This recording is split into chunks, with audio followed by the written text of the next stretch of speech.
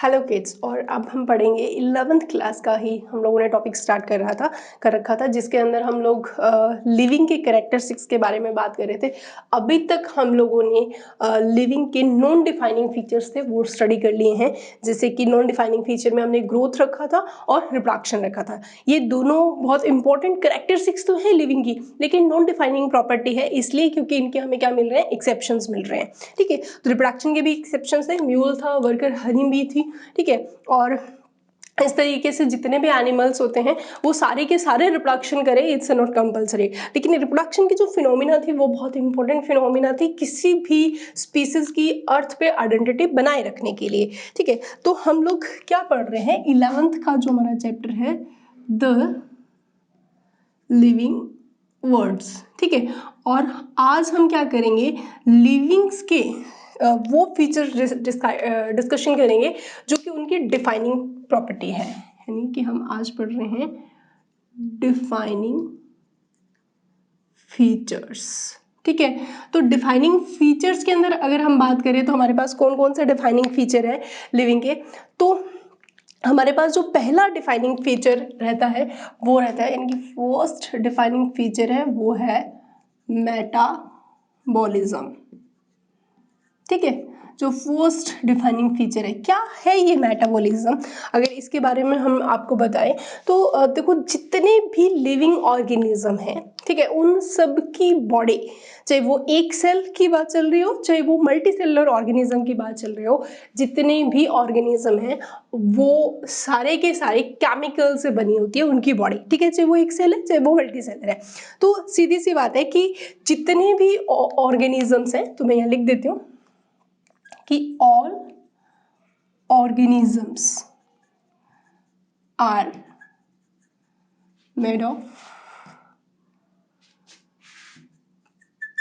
chemicals। ठीक है, जितने भी ऑर्गेनिज्म है वो किसके बने होते हैं, केमिकल्स के बने होते हैं। अब ये जो केमिकल्स है ये कैसे भी हो सकते हैं, ये केमिकल स्मॉल भी हो सकते हैं, ठीक है, बिग भी हो सकते हैं, ठीक है, और ये वेरियस क्लासेस से भी बिलोंग कर सकते हैं।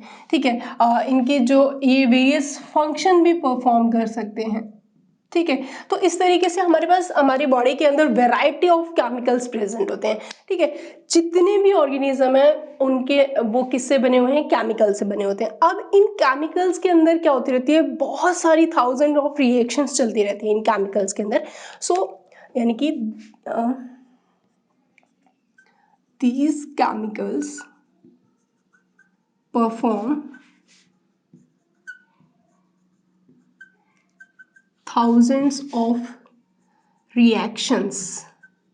ठीक है, यहाँ पे ये जितनी भी रिएक्शंस इन केमिकल्स से होती है, तो इन केमिकल्स का जो रिजल्ट, हम इन रिएक्शंस का हमारे पास जो रिजल्ट आता है वो हमें किस तरीके से देखने को मिलता है, इस रिजल्ट से डिफरेंट टाइप ऑफ, यानी कि इन रिएक्शन के दो से ये केमिकल्स किस में कन्वर्ट हो जाते हैं, बायोमॉलिक्यूल्स में।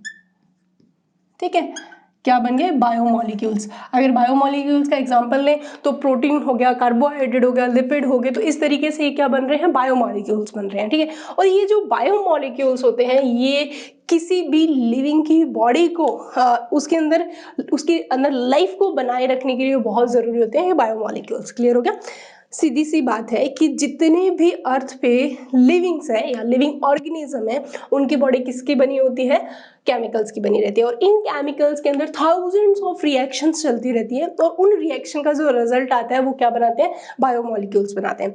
बायोमॉलिक्यूल्स प्रोटीन, कार्बोहाइड्रेट, लिपिड, ठीक है, कुछ भी ये सारे के सारे बायोमॉलिक्यूल्स हैं, और ये बायोमॉलिक्यूल्स उस ऑर्गेनिज्म के अंदर लाइफ को बनाए रखने के लिए, उसकी बॉडी की स्ट्रक्चर को बनाए रखने के लिए, या उसकी बॉडी में होने वाली जितनी भी वाइटल एक्टिविटीज है उनके लिए ये बायोमॉलिक्यूल्स बहुत जरूरी है, चाहे वो उसके स्ट्रक्चर की बात चल रही है चाहे उसके फंक्शंस की बात चल रही है। तो मेटाबॉलिज्म के लिए एक पर्टिकुलर डेफिनेशन की बात करें तो हम मेटाबॉलिज्म को किस तरीके से डिफाइन करेंगे, तो मेटाबॉलिज्म क्या है, मेटाबॉलिज्म तो उसको अगर हम डिफाइन करें तो ये है the total of all chemical reactions occurring in body. ठीक है, जितनी भी केमिकल रिएक्शन हमारी बॉडी में हो रही है उनको हम क्या बोलते हैं, मेटाबॉलिज्म बोला जाता है। ठीक है, अब मेटाबॉलिक रिएक्शंस के टाइप की बात करें, अगर हम देखें कि ये कितने टाइप के होते हैं, ठीक है, तो मेटाबॉलिक रिएक्शंस जो होती हैं वो 2 टाइप की होती है। कितने टाइप की होती है? 2 टाइप की होती है। ठीक है, तो अगर हम उन टाइप की बात करें तो ये टाइप कौन कौन से हैं, तो ये 2 टाइप की होती है। ठीक है, तो इन दोनों में से कौन कौन से टाइप है? जो एक टाइप होती है उसको बोलते हैं एनाबॉलिक रिएक्शन। ठीक है, और जो दूसरा टाइप हमारे पास आता है वो होता है कैटाबॉलिक रिएक्शन। ठीक है, तो ये हमारे पास 2 टाइप की क्या रहती है, मेटाबॉलिक रिएक्शंस रहती है। ठीक है, एक क्या होगी एनाबॉलिक और दूसरी कौन सी होगी, कैटाबॉलिक। अब एनाबॉलिक रिएक्शन के अंदर क्या होता है, इस रिएक्शन के दौरान जो सिंपल, हम बोल सकते हैं कि सिंपल जो केमिकल्स होते हैं या सिंपल इनऑर्गेनिक मॉलिक्यूल आपस के अंदर जुड़ते हैं और एक कॉम्प्लेक्स मॉलिक्यूल का फॉर्मेशन करते हैं। तो यहाँ पे जो फिनोमिना हो रही है वो किस में कन्वर्ट हो रहा है, जो सिंपल मॉलिक्यूल है वो किस में कन्वर्ट हो रहे हैं, कॉम्प्लेक्स के अंदर। और यहाँ पे क्या हो रहा है, सिंथेसिस हो रहा है। ठीक है, कोई एक कॉम्प्लेक्स मॉलिक्यूल क्या है, बन रहा है। तो एनाबॉलिक का मतलब ही होता है सिंथेसिस, यानी कि बनना।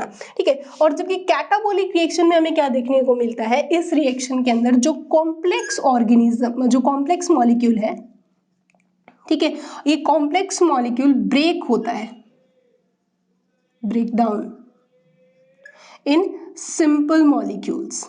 जो कॉम्प्लेक्स मॉलिक्यूल है वो किस में कन्वर्ट हो गया, सिंपल मॉलिक्यूल्स। ठीक है, तो इस तरीके से ये रिएक्शंस चलती रहती है। एनाबॉलिक रिएक्शन के अंदर तो क्या होता है, कुछ चीज बनती है, कैटाबॉलिक रिएक्शन के दौरान कोई चीज टूटती है। ठीक है, दूसरा, जब भी एनाबॉलिक रिएक्शंस होती है उस ड्यूरेशन के अंदर एनर्जी जो होती है वो कंज्यूम होती है।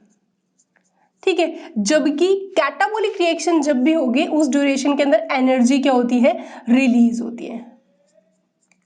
ठीक है, ये इंपॉर्टेंट चीज है। अब हम बात करते हैं एग्जाम्पल की। तो एनाबॉलिक रिएक्शन का एग्जाम्पल हम देखें तो एग्जाम्पल आएगा फोटोसिंथेसिस की फिनोमिना, जो कि प्लांट परफॉर्म कर रहे हैं। फोटो का मतलब भी क्या होता है, लाइट, और सिंथेसिस का मतलब होता है फॉर्मेशन। ठीक है, प्लांट के थ्रू ये जो फिनोमिना है परफॉर्म की जाती है, जिसके अंदर क्या होता है, लाइट की प्रेजेंस में प्लांट क्या करते हैं, अपना खाना बनाते हैं। जबकि कैटाबॉलिक रिएक्शन का एग्जांपल हम देखें, इसका एग्जांपल देखें तो आंसर आएगा हमारे पास रेस्पिरेशन। कौन सा, सेलुलर रेस्पिरेशन। ठीक है, और सेलुलर रेस्पिरेशन में क्या होता है, ग्लूकोज को ब्रेक किया जाता है और जिससे क्या बनती है, एनर्जी बनती है। ठीक है, यहाँ पे ग्लूकोज क्या होता है, ब्रेक होता है। ठीक, तो इस तरह की जो ये फिनोमिना है एनाबॉलिक और कैटाबॉलिक, ये रिएक्शंस क्या है, लगातार चलती रहती है। ठीक है, सो यहाँ पे एक चीज क्लियर हो जाती है कि जो मेटाबॉलिक रिएक्शंस होती है, यानी कि मेटाबॉलिक रिएक्शन जो होती हैं वो जितने भी लिविंग है उनके अंदर प्रेजेंट है। ठीक है, तो आप बोल सकते हो कि all living organism exhibit metabolic reaction, यानी कि मेटाबॉलिक रिएक्शन जो होती है present in all living organisms. ठीक है, अब ये जो ऑर्गेनिजम्स है वो यूनिसेलुलर भी हो सकते हैं, ठीक है, और मल्टी सेलुलर भी हो सकते हैं। ठीक, तो यानी कि मेटाबॉलिक रिएक्शंस है वो एक सेल वाले में भी मिल सकते हैं और जिनके अंदर बहुत सारी सेल से बॉडी बनी है उनके अंदर भी ये मेटाबॉलिक रिएक्शंस क्या होती है, परफॉर्म होती है। तो इन शॉर्ट ये एक चीज तो क्लियर होगी कि मेटाबॉलिक रिएक्शंस होती है वो एक प्रोकैरियोटिक सेल में भी होगी, यूकैरियोटिक सेल में भी होगी, यूनिसेलुलर ऑर्गेनिज्म में भी देखने को मिलती है और मल्टीसेलुलर ऑर्गेनिज्म में भी देखने को मिलती है। That is a very very important phenomena. So metabolic reaction हमेशा किसमें प्रेजेंट होती है, लिविंग्स के अंदर प्रेजेंट होती है। इट्स अ वेरी इंपॉर्टेंट, जितने भी लिविंग है उनके अंदर मेटाबॉलिक रिएक्शंस प्रेजेंट होती है, यानी कि मेटाबॉलिक रिएक्शन जो है एब्सेंट इन नॉन लिविंग। ठीक है, नॉन लिविंग के अंदर ये क्या होती है, एब्सेंट होती है। अब क्या है, जो ये मेटाबॉलिक रिएक्शंस होती है ना बच्चों, ये बॉडी के अंदर भी हो सकती है और बाहर भी हो सकती है। यानी कि जो मेटाबॉलिक रिएक्शंस होते हैं इनको डेमोस्ट्रेट किया जा सकता है सेल फ्री सिस्टम के अंदर। तो यानी कि ये जो है ये मेटाबॉलिक रिएक्शन जो है डेमोस्ट्रेट किया जा सकता है, demonstrated in outside the body, और outside the body in the sense cell free system. ठीक है, सेल फ्री सिस्टम का मतलब ये है कि जो ये डेमोस्ट्रेट की जा सकती है इन विट्रो कंडीशन के अंदर। इन विट्रो का मतलब होता है आउटसाइड द बॉडी यानी कि सेल फ्री सिस्टम।